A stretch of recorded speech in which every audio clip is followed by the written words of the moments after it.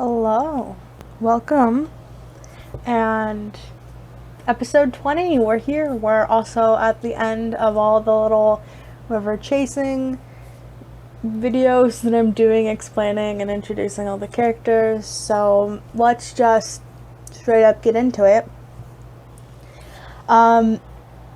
So we have Owljaw first up. I was super excited when I rolled this because, of course, I like randomized. I wanted to be kind of fair, and just not handpick all of the ones, like the motions that I wanted. And when I got this, I was so excited because I feel like this is like a mini scene out of the story of when he gets caught being a nasty, nasty man. And he's just like, oh, can't hide anymore. I've talked about Owljaw plenty and why he's, why I think he's interesting. And he's an interesting character, and it's kind of just one of those characters that you love to hate. And yeah. I don't have a lot to say about him that I haven't already said.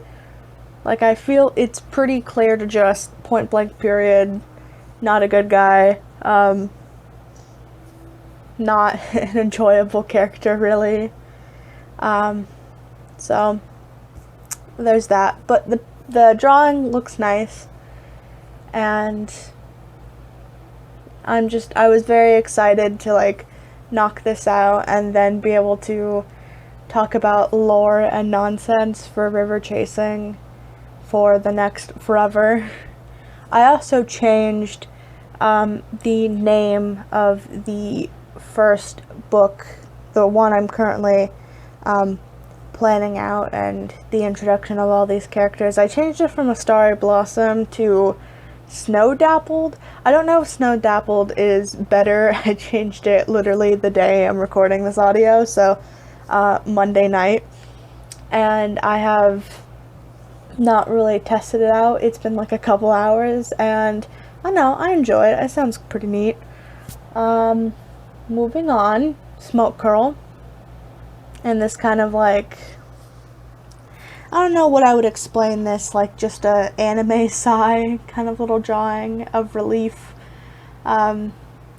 Smoke Curl, I love him definitely more than his brother, but he's still one of those characters where I'm like, I enjoy writing you and you're very interesting, but he's also made some interesting choices, particularly in regards to his relationships with people and his brother in the future.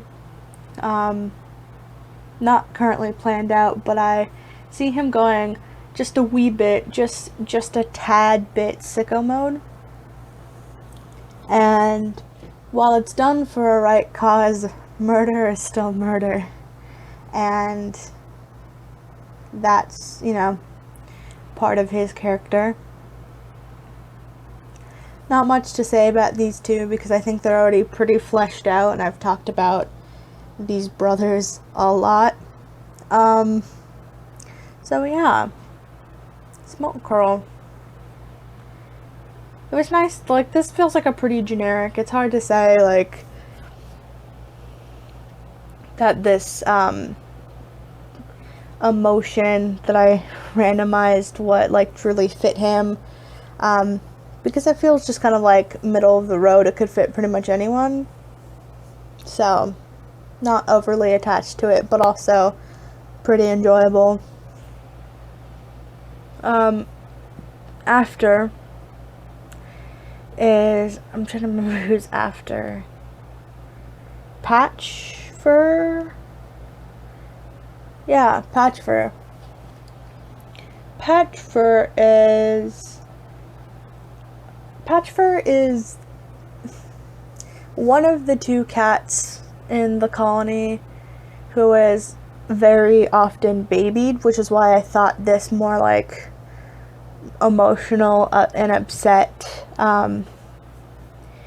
little reaction is pretty, it works a lot for her because she's kind of clueless and gets distracted, and in the tunnels that means she can get truly turned around so quickly, and that's frustrating for her because she feels like she has to rely too much on other cats in the colony, especially when she was younger. But now that she's relied on them a lot, they don't want to take off the training wheels because they don't necessarily trust her to be able to do stuff on her own just fine. So dear old Patchfur struggles with that a lot, and the whole colony is kind of, with a rabbit becoming Rabbit Leap,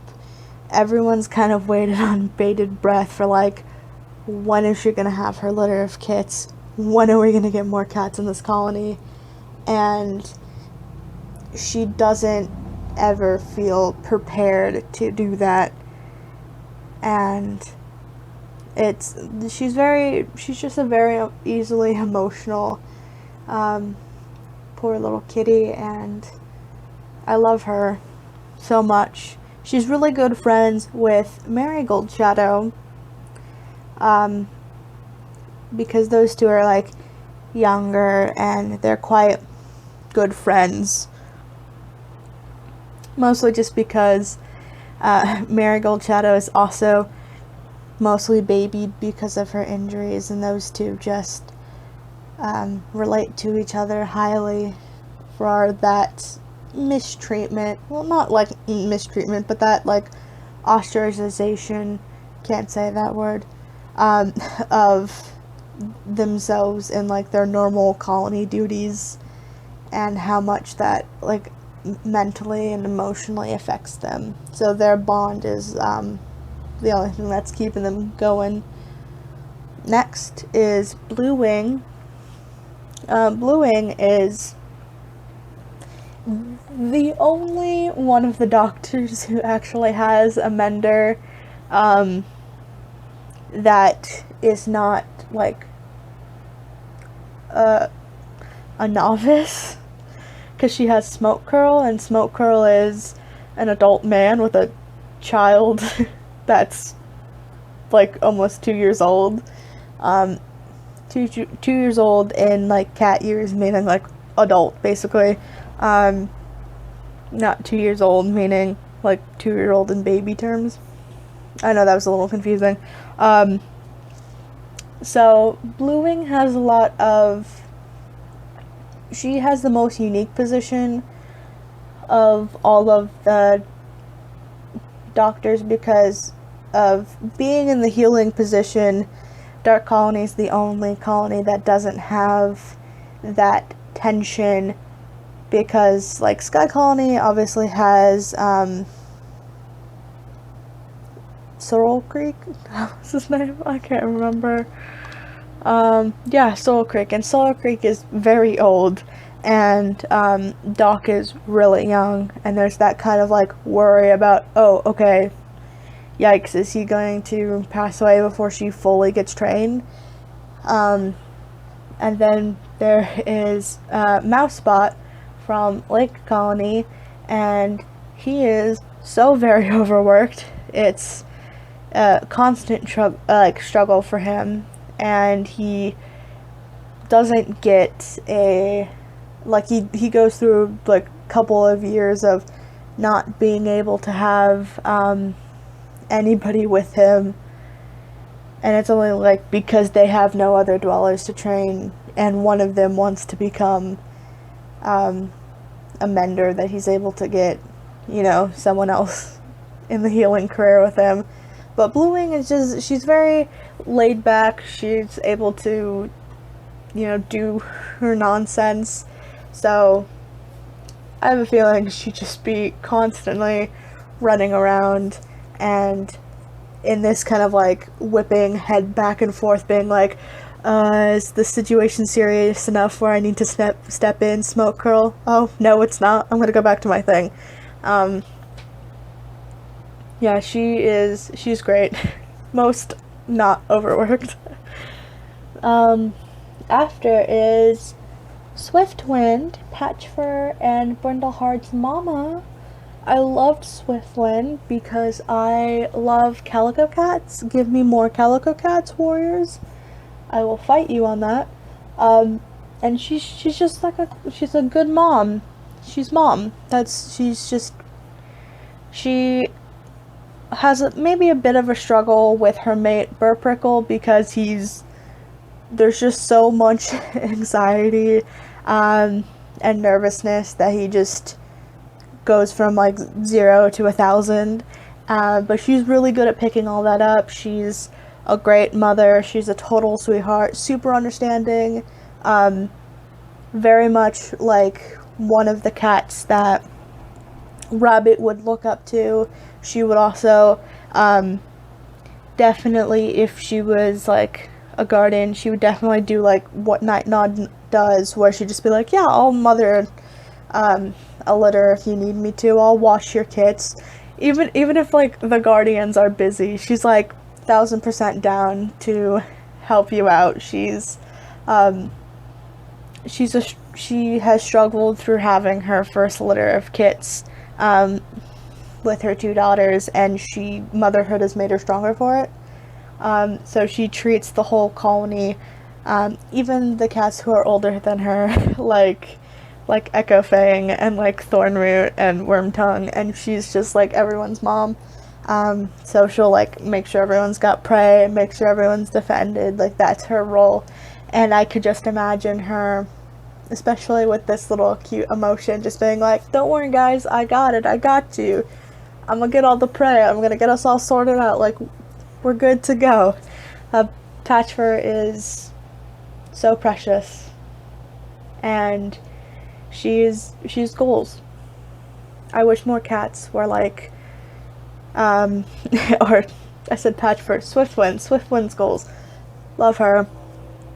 And she, like, Night Dawn is also mom goals, I would say, except Night Dawn is a guardian, so her first thing is like defense, and there's always that like fear of, hey, I don't want anyone to get hurt. So she does baby like Marigold Shadow, but Swiftwind doesn't baby her kids. She's like, you are adults, I've raised you to be good, you know what you're doing. And yeah, moving on. Rabbit. Always have to put the protagonist in here somewhere, just because. Rabbit, this so cute. She doesn't, because her plot is so serious and so adult and draining and overwhelming. It was nice to draw her in this more of like sweet, wholesome moment. Where this comes from, I think it's a plot line that I'm like working on and I'm interested in. I'm vibing with it right now, where one of the warriors for Lake Colony, Waspclaw, who went from being a background character I completely forgot existed to spending every waking moment putting him in the plot. Love him. I'm thinking that he goes to Dark Colony because they're definitely struggling with like, we need more hands on deck, and we could use more people, and they're like short on numbers, and Lake Colony has 30 cats, and Dark Colony is barely like a little over half than that at 16. So I think that he would just go. I think that Waspclaw would be like, hey, you need help? I'm a good warrior. I've done all the things. I can fish, and I know you guys don't have water here.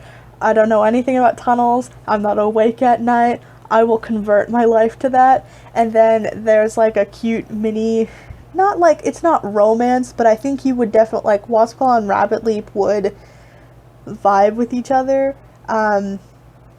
And I think that when she's as a mother and unable to leave, that she would use Wasp Claw to, like, pick up, hey, what's happening with my friends, and just check on everyone. Just an idea, not certain. But anyways, that was the video. Don't know what I'm doing next week. Gosh dang. Don't know what I'm doing. We'll figure it out. See you later. Bye.